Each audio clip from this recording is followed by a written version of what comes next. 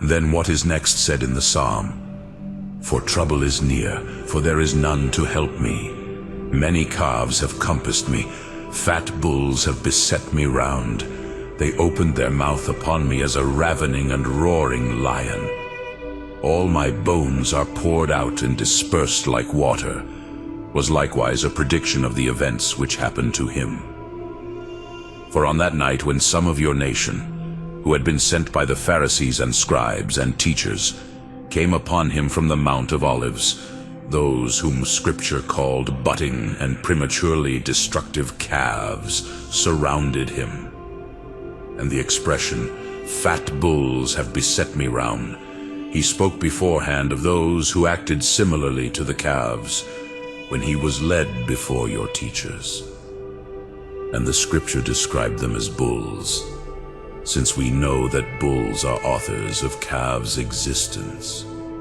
As therefore the bulls are the begetters of the calves, so your teachers were the cause why their children went out to the Mount of Olives to take him and bring him to them. And the expression, "for there is none to help," is also indicative of what took place. For there was not even a single man to assist him as an innocent person. And the expression, "they opened their mouth upon me like a roaring lion," designates him who was then king of the Jews, and was called Herod, a successor of the Herod who, when Christ was born, slew all the infants in Bethlehem born about the same time, because he imagined that among them he would assuredly be of whom the Magi from Arabia had spoken. For he was ignorant of the will of him that is stronger than all, how he had commanded Joseph and Mary to take the child and depart into Egypt, and there to remain until a revelation should again be made to them to return into their own country. And there they did remain until Herod, who slew the infants in Bethlehem, was dead, and Archelaus had succeeded him. And he died before Christ came to the dispensation on the cross which was given him by his Father. And when Herod succeeded Archelaus, having received the authority which had been allotted to him, Pilate sent to him by way of compliment Jesus bound. And God, foreknowing that this would happen, had thus spoken. And they brought him to the Assyrian, a present to the king. Or he meant the devil by the lion roaring against him, whom Moses calls the serpent. But in Job and Zechariah he is called the devil, and by Jesus is addressed as Satan, showing that a compounded name was acquired by him from the deeds which he performed. For Sata, in the Jewish and Syrian tongue, means apostate, and Nas is the word from which he is called by interpretation the serpent. In other words, according to the interpretation of the Hebrew term, from both of which there arises the single word, Satanas. For this devil, when Jesus went up from the river Jordan, at the time when the voice spoke to him, "You are my son.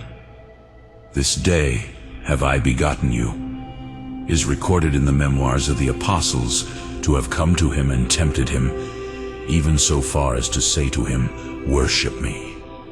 And Christ answered him, "Get behind me, Satan. You shall worship the Lord your God, and him only shall you serve." For as he had deceived Adam, so he hoped that he might contrive some mischief against Christ also. Moreover, the statement, "All my bones are poured out and dispersed like water.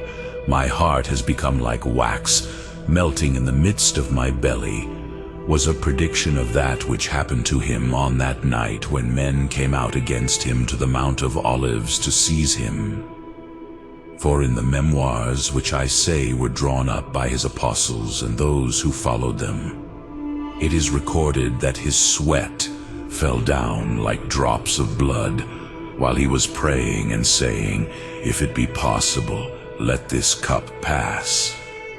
His heart and also his bones trembling, his heart being like wax melting in his belly, in order that we may perceive that the Father wished his Son really to undergo such sufferings for our sakes, and may not say that he, being the Son of God, did not feel what was happening to him and inflicted on him. Further, the expression, "My strength is dried up like a potsherd, and my tongue has cleaved to my throat," was a prediction, as I previously remarked, of that silence when he who convicted all your teachers of being unwise returned no answer at all.